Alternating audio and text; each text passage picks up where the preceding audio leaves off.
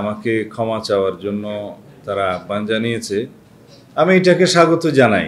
এইভাবেই রাজনৈতিক চর্চা হওয়া উচিত, গণতান্ত্রিক চর্চা হওয়া উচিত। যথেষ্ট সম্মানের সাথেই তারা কথাগুলো বলেছেন। বিভ্রান্তি সৃষ্টি হয়েছে বা করার চেষ্টা করেছে আমার একটি বক্তব্য নিয়ে। গতকালকে একটি রাজনৈতিক দলের পক্ষ থেকে প্রেস কনফারেন্সে বিভিন্ন বিষয়ে বক্তব্য দেওয়ার সময় আমার একটা বক্তব্যের প্রসঙ্গ টেনে আমাকে ক্ষমা চাওয়ার জন্য তারা আহ্বান জানিয়েছে। আমি এটাকে স্বাগত জানাই। এইভাবেই রাজনৈতিক চর্চা হওয়া উচিত, গণতান্ত্রিক চর্চা হওয়া উচিত। যথেষ্ট সম্মানের সাথেই তারা কথাগুলো বলেছেন। তা আমি মনে করেছি এই বিষয়টা পরিষ্কার করা দরকার। গতকালকে সকালে শহীদ রাষ্ট্রপতি জিয়াউর রহমানের মাজারে আমাদের একটি সংগঠনের পক্ষ থেকে জিয়ারত এবং পুষ্পমাল্য অর্পণের একটা অনুষ্ঠানের পরে আপনাদের সাথে কথা বলার সময় আপনাদের প্রশ্নের উত্তরে আমি কিছু কথা বলেছিলাম।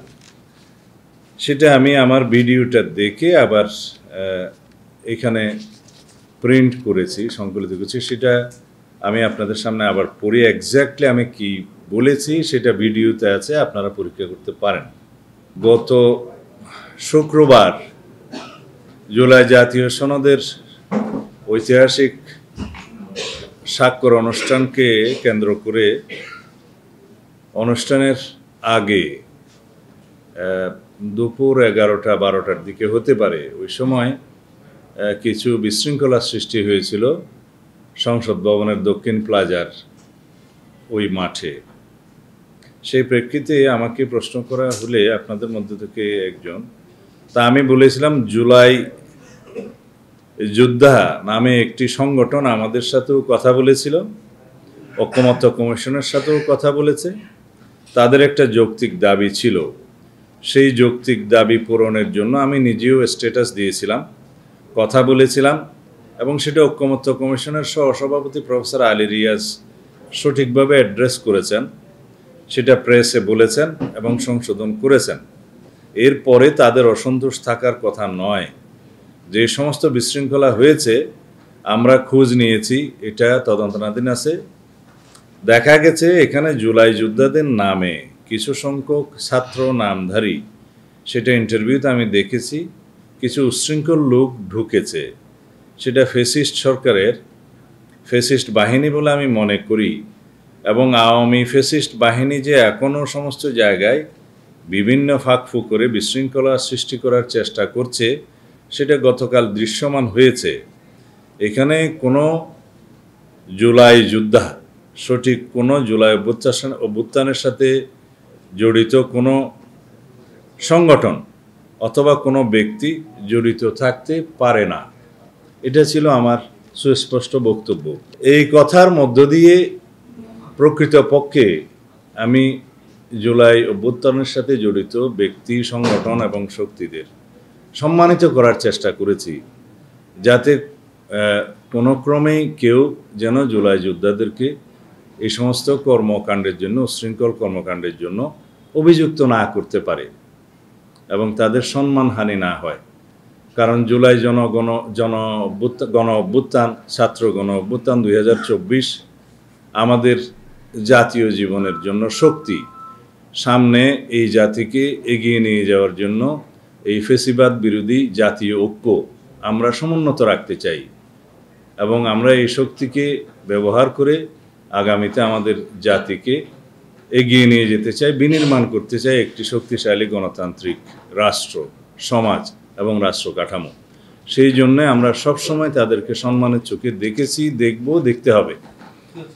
আমি সেই দিন জুলাই যোদ্ধাদের একটি সংগঠনের নেতা, সম্ভবত ওনার নাম জাহিদ অথবা জেহাদ হতে পারে, আমি তার সঠিক উচ্চারণটা জানি না, জেহাদই হবে, তাদের সাথে আমরা যোগাযোগ করেছিলাম। তারা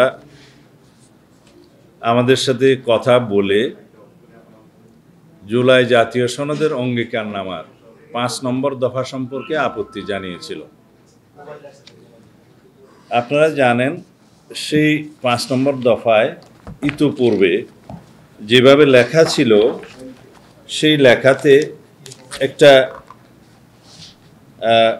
কথা ছিল এরকম যে গণ অভ্যুত্থান পূর্ব 16 বছরের ফ্যাসিবাদ বিরোধী গণতান্ত্রিক সংগ্রামে গুম, খুন ও নির্যাতনের শিকার হওয়া ব্যক্তিদের এবং 2024 সালের জুলাই আগস্টের গণ অভ্যুত্থানকালে সংগঠিত সকল হত্যাকাণ্ডের বিচার, শহীদদের রাষ্ট্রীয় মর্যাদা প্রদান ও শহীদ পরিবারগুলোকে যথোপযুক্ত সহায়তা প্রদান এবং আহতদের সুচিকিৎসা ও পুনর্বাসনের ব্যবস্থা নিশ্চিত করব, এটা অঙ্গীকারনামায়। এইখানে জুলাই আগস্টের গণ অভ্যুত্থানকালে সংগঠিত সকল হত্যাকাণ্ডের বিচার, এই শব্দটা নিয়ে তাদের আপত্তি ছিল। এই শব্দগুলো নিয়ে তারা আশঙ্কা করছিলেন যদি সকল হত্যাকাণ্ডের বিচার করা হয় তাহলে যারা জনপ্রতিরোধের মুখে কিছু সংখ্যক দুষ্কৃতকারী স্বৈরাচারের দোসর প্রাণ হারিয়েছে তাদের বিষয়ে হয়তো তাদেরকে হত্যার জন্য অভিযুক্ত করা হতে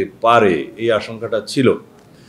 সেই জন্য তাদের অনুরোধের প্রেক্ষিতে এবং আমাদের বিবেচনায় আমি তাৎক্ষণিকভাবে আমার ভেরিফাইড ফেসবুক পেজে অ্যাকাউন্টে আমি একটি স্ট্যাটাস দিয়েছিলাম এবং সেই স্ট্যাটাসটা তাদেরকে আমি তখনই শেয়ার করেছি এবং জাতীয় ঐকমত্য কমিশনের সহসভাপতি প্রফেসর আলী রিয়াজ সাহেবের সাথে কথা বলে তাকেও শেয়ার করেছি এবং তিনি আমার মতামতের সাথে একমত পোষণ করে বললেন যে আমি তাদের সাথে কথা বলছি এবং তাদেরকে সংশোধন করার জন্য এই অঙ্গীকারনামার 5 নম্বর দফাটা আশ্বস্ত করেছে এবং করে প্রেসে কথা বলে তাদেরকে আমরা জানাবো, এই কথা আমাকে প্রফেসর আলী রিয়াজ সাহেব জানালেন। প্রায় হুবহু এই সংশোধনীটা জাতীয় ঐকমত্য কমিশনের পক্ষ থেকে গ্রহণ করা হয়েছে এবং সেটা সংশোধিত আকারে প্রেসে তাৎক্ষণিকভাবে ডেলিভারি করা হয়েছে, প্রফেসর আলী রিয়াজ সাহেব বলেছেন। এবং জুলাই যোদ্ধাদের নামে যে সমস্ত সংগঠন এবং ব্যক্তি ওখানে ছিলেন তারা সন্তুষ্ট হয়ে তারা স্থান ত্যাগ করেছে। কিন্তু তারপরেও কিছু অনাকাঙ্ক্ষিত ঘটনা ওখানে হয়েছে।